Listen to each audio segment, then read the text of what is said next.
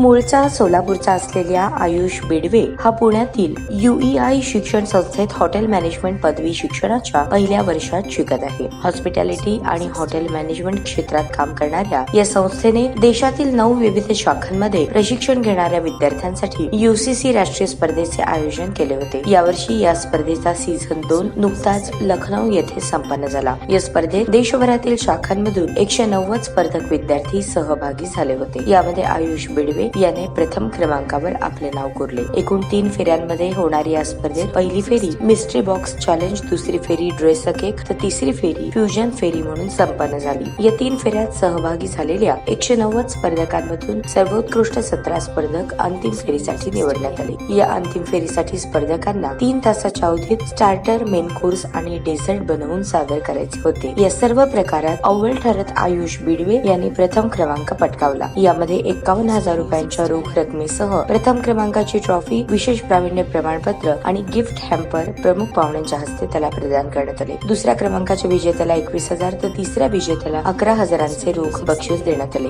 UCC स्पर्धेसाठी केंद्र संचालिका वैशाली चव्हाण, प्राचार्या वसुधा पारखी, शेफ आनंद, शेफ रिजवान यांनी तयारी करून घेतल्यानेच आपण प्रथम क्रमांक पटकावला अशी भावना आयुष बिडवे यांनी व्यक्त केली. ताज्या बातम्या पाहण्यासाठी प्राईम महाराष्ट्र न्यूज चॅनलला सबस्क्राईब करा.